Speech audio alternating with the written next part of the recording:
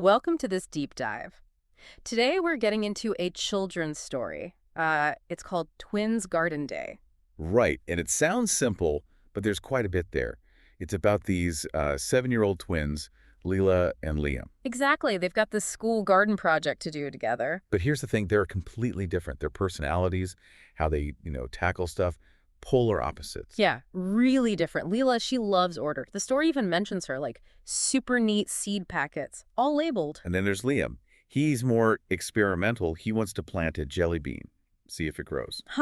Yes. So our kind of mission here for you is to unpack what this little story shows about, well, teamwork, learning. And maybe those unexpected things that pop up when different styles have to mix, even just planting flowers. Okay, so let's paint a picture of these kids. Leah, you mentioned the labels. She has color-coded tools, sparkly gloves, very systematic. Definitely a planner. Yeah. She wants the steps the right way to do it. Then you've got Liam. The story basically shows him turning up, shovel in hand, no shoes. And completely serious about the jelly bean idea. Yeah. Maybe a candy tree will sprout. You can just imagine the dynamic, thinking, okay, this is going to be something. For sure. And it really plays out when they actually start gardening. Lila's got her charts ready. And Liam's just digging, Yeah. maybe humming, probably getting dirt everywhere. And, yes, trying to plant that jelly bean. How does Lila react to that? Well, initially it's kind of like, Liam, that's not how plants work, you know? Right, exasperation. Because interestingly, it says she's also a bit amused. It's not just annoyance. There's a little spark of, okay, that's Liam. That's important, I think, because things don't go perfectly smoothly. They have what the story calls the Great Garden Glitch. Oh, yeah. Like compost gets spilled. The carefully watered jelly Like bean. a squirrel apparently steals something. A glove, maybe? Little mishaps? Classic garden chaos. But this is where it gets interesting. They don't just, give up or fight. No, they actually start collaborating. Problem solving, kind of. How does that look? How do they bridge that gap between, like, neatness and, jelly beans? It shows real compromise. Lila, amazingly, agrees to let Liam have an experiment corner. Huh. Okay, so she bends a little. Yeah. And Liam, he helps out with the structure side. He makes this watering schedule, but using like crayon drawings. So it's functional, but in his own style. Not Lila's charts, but still a plan they can both use. Exactly. It's their shared system. And the garden itself. What's the end result?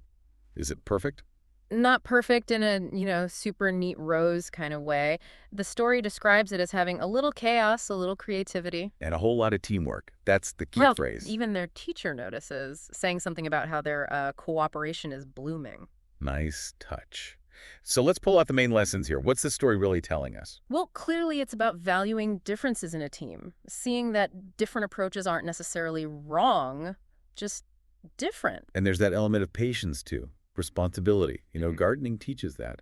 Things take time. Definitely. And also, it seems to be saying that mistakes aren't, like, the end of the world. Yeah, they're part of learning.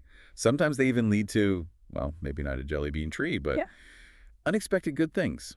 Fun surprises. And Liam sticking with his jelly bean dream, even if it's scientifically unlikely. It kind of speaks to imagination. Right. And keeping an open mind. Sometimes things do happen that you don't expect. So the big takeaway for you listening, I think, is that these seemingly opposite ways of doing things, like Lila's order and Liam's experiments, they don't have to clash destructively if you add, in some respects, some collaboration. they can actually create something really positive, maybe even more interesting or innovative than one approach alone. Yeah.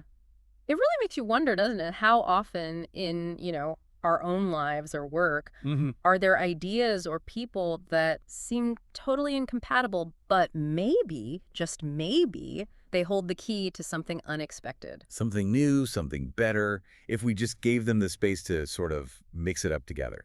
Exactly. Something for you to think about after this deep dive. Thanks for tuning in.